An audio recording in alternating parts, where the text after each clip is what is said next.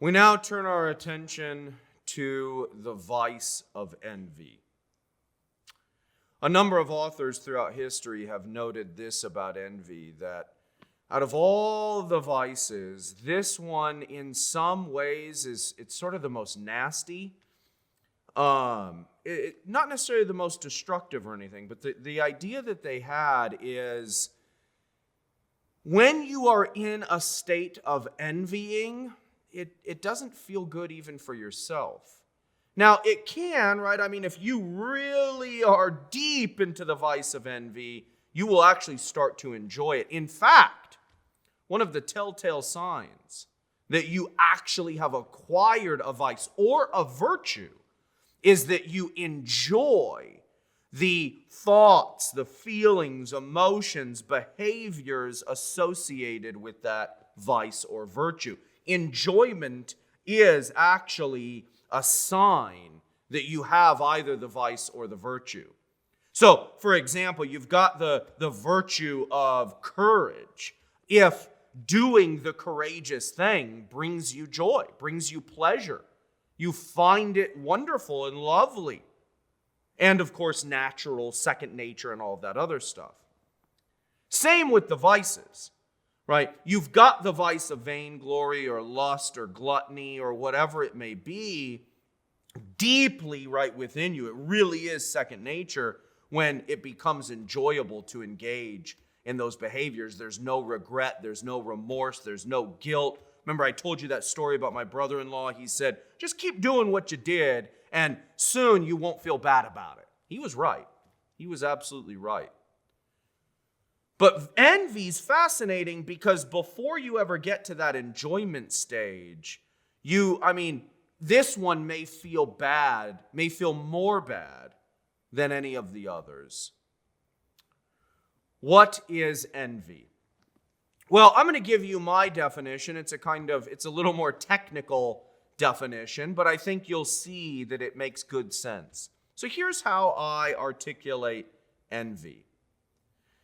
S1 wants S2's X, and S1 wants S2 not to have X.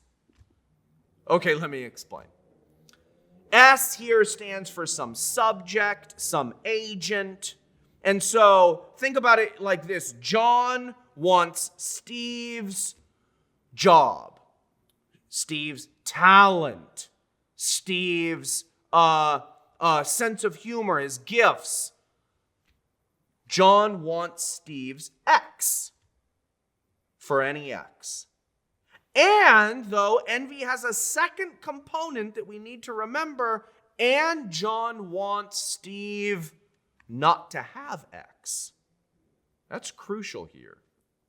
So envy can be partially, not wholly, but partially satisfied if one of those parts is satisfied. So suppose John wants one of Steve's talents, gifts.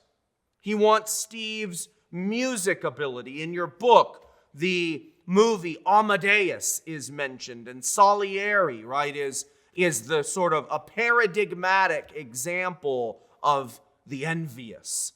He wants Mozart's gift. He wants to be just as good as Mozart. He also struggles with vainglory. Envy and vainglory are intimately connected. Salieri wants the recognition and approval too. But Salieri recognizes the incredible talent of Mozart. He wants the gift, the talent, the skill. But Salieri also wants something else. He wants Mozart to cease having it. Do you see the distinction? You could imagine Salieri just wanting the gifts that Mozart has, but being totally fine with Mozart continuing to have them. Envy is not quite that. Envy doesn't just want Mozart's gift. Envy wants Mozart not to have it. Let me give you some examples, some other examples. How many of you have had the following experience? Someone on your team, your sports team, Or maybe your drama team or choir team, whatever group you're in. Someone on your team gets the starting position or gets some praise from the coach or others. And in your heart, you're annoyed. It hurts you. You secretly want them now to fail. You want them, if they got the starting position, you want them to go out on the field, go out on the court, and make some mistakes. And when they do, it kind of pleases you. You deserve what they have, and they shouldn't have it. That's the seed of envy. Or maybe you're in a friend group, and deep down inside, you hate it when one of your friends spends time with someone else. Maybe you're worried that this other person is going to steal your friend away from you. And so you begin to see that other person as your rival. You might even start to say mean things about that person to your friend, hoping that your friend will abandon them for you. That's the seed of envy. I imagine that both of those scenarios are familiar to some of you. So given this characterization of envy, we can see what it's not, but how these things that it's not can easily be perverted and twisted into it. Let's think about covetousness. My definition, my characterization of covetousness will be this. S1 wants S2's X. John wants Steve's talent. Salieri wants Mozart's gift.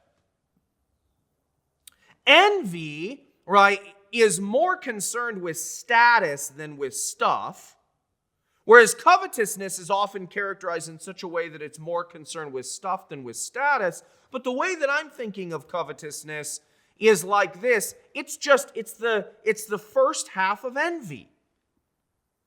The covetous person, they're okay, at least initially, with the other person having their talent, their gift, their stuff. They just want it too.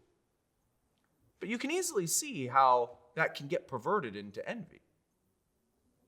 Let's look at jealousy. Jealousy and envy are often identified, treated as synonyms, treated as the exact same thing. But in the tradition, this is not right. We should distinguish jealousy and envy according to this tradition. I think it's right. My characterization of jealousy is this. S1 has X. S1 loves X. And S1 fears losing X. According to this characterization, I hope you'll see that jealousy is not always bad. I have a wife. I love my wife. And of course I have some fear of losing my wife. I don't want her to die. I don't want her to be kidnapped. And I certainly don't want her to move to another, to divorce me and marry another. I have children. I love them. And of course I have some natural concerns about losing my children. But again, we'll see how jealousy can easily be perverted into envy. So, envy essentially involves comparison. The envious person is necessarily comparing themselves to another and sort of making their own worth, value, dignity depend upon this comparison, this other person. Now, it's important to note here that comparison is not bad in and of itself. It's easy to pervert. It's so easy to pervert that you might think it's just best to avoid it. That may be true. That may be true for most of us. But I think for the deeply wise, comparison, they recognize comparison is not bad in itself. I may, in various circumstances, need to be able to recognize that others are better than me in all sorts of ways. Why? Why might this be important? Well, I often need advice. And I want to make sure that I'm getting advice from the right people. So I need to make sure that the person I'm seeking advice from is maybe better at this thing than some other people are and than me. I make sure that I take my car when it needs repairs, that I take my car to someone who knows cars better than I do. If I worked on my car, I'd make it worse. I need to know somebody who understands cars better than I do in order for me to get the car fixed. Comparison is necessary in many parts of our lives. I may need to employ you. Maybe I own a business and I need to hire some people for a task. Oftentimes, the people that I need to hire for a particular task are better at that task than I am. That's part of the reason I need them. So comparison isn't necessarily bad. But the envious engages in comparison for the wrong reasons.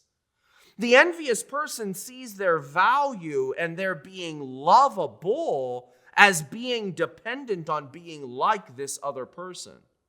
And since they may rightly believe that they can't be like that other person, they see themselves as not being valuable or lovable at all.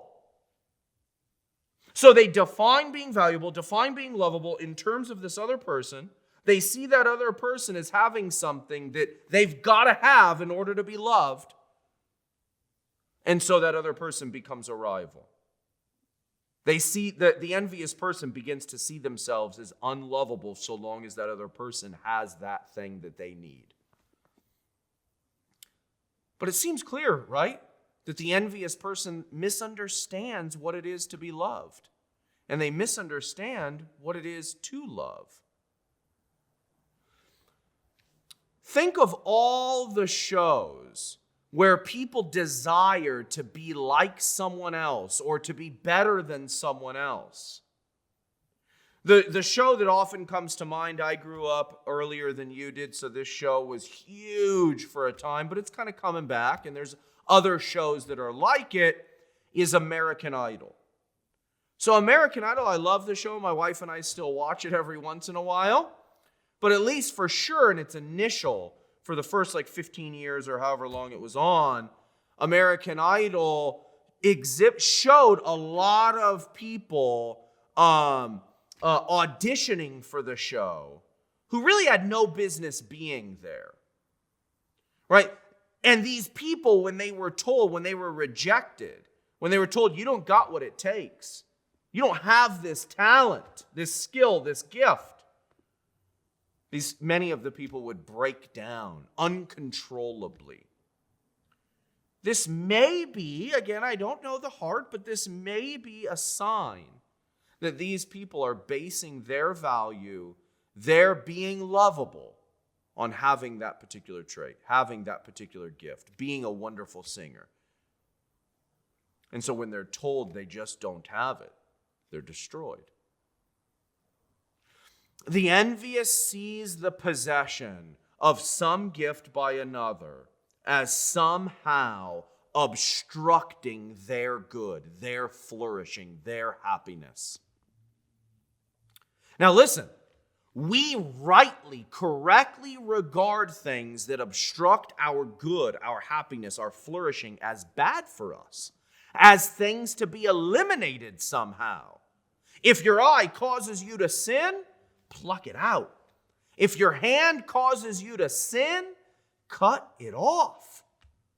We're correct in saying that if something gets in the way of my good, my happiness, my completion, my flourishing, then I've got to get rid of it.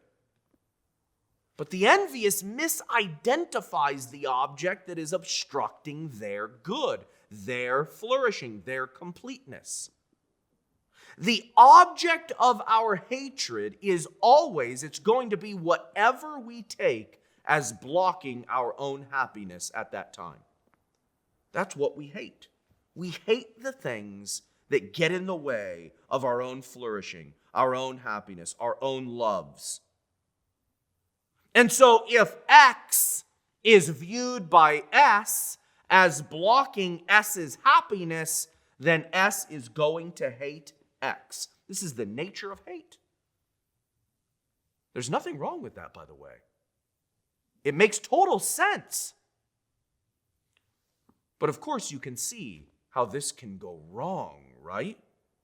If I don't get happiness right, then I'm not going to get right those things that really do block my happiness, block my flourishing, block my purpose. So I need to know what true happiness, what my true purpose consists in. The envious person thinks that their happiness, their purpose, consists in getting this thing, this quality, this trait, this skill, this status that this other person has. And since they don't have it, they see that other person as being an obstacle to their happiness, to their flourishing, to their purpose. And so they begin to hate the other person. But you can also see how this would result in hating God, hating our families, hating other people, hating society. What do you hate? Write it down. This is a very good test for what you take to be your purpose.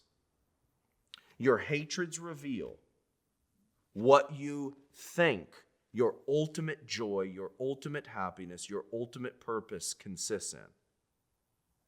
We are correct to want to eliminate all of those things that get in the way. The danger, of course, is that if we're incorrect about what our ultimate purpose is, we will be incorrect about what blocks it, and so we will be incorrect about what we should rightly hate.